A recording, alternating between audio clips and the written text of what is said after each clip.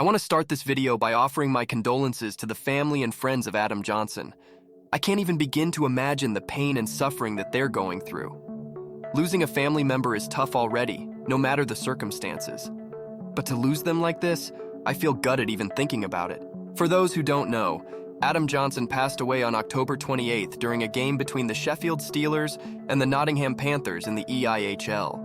The cause of his death was due to a freak cut to Adam Johnson's neck from the Steelers' Matt Petgrave.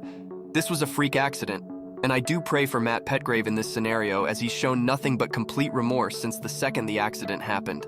But the reason I'm making this video is because I want to see some good come from this for the general safety of all hockey players.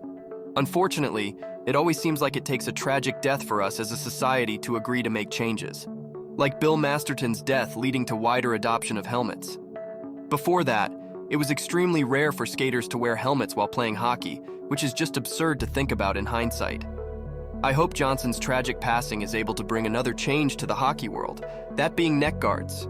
And thankfully, this seems to have gained some traction already.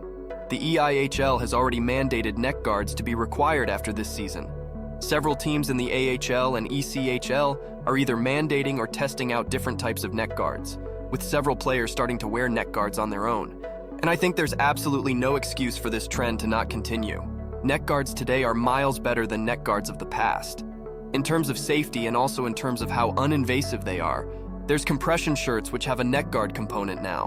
But I understand hockey players, or actually humans in general, are usually very stuck in their ways, and it takes time for us to embrace change. And I know the NHL can't simply mandate neck guards to be worn from here on out. It requires buy-in and acceptance from the players and the Players Association. So I think the best way to make change is to make it at the grassroots level at the lowest ranks of the hockey hierarchy. That way, as the kids grow up, it'll be second nature to them, and it won't feel like an obstructive piece of equipment that they have to wear. It'll just be a part of their equipment, like their shoulder pads or shin guards. I think the hockey visor is a great template for this. Visors were a rarity once upon a time in the NHL, but that changed after the injury in 2013 to Mark Stahl, where he was hit by a puck in the eye and suffered extensive damage as a result.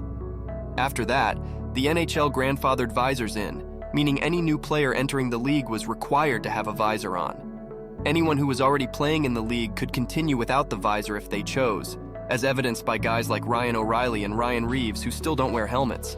But at least this way, we can guarantee that the acceptance rate will increase year over year until it reaches 100%. We're almost at 100% acceptance for visors in just over 10 years since the grandfather rule went into effect. I think this is probably the most realistic approach to neck guards. Grandfather them in so that all new members of the NHL are required to wear them, while the other players have the choice of whether they want to wear them or not. At the end of the day, hockey is just a sport, and any lives lost as a result of playing the sport should be made avoidable by making the game safer by any means necessary. I really do hope that the trend of wearing neck guards continues to increase until it becomes ubiquitous in hockey. I will leave a link to the GoFundMe for Adam Johnson's family in the description below if you're interested. Thank you for watching.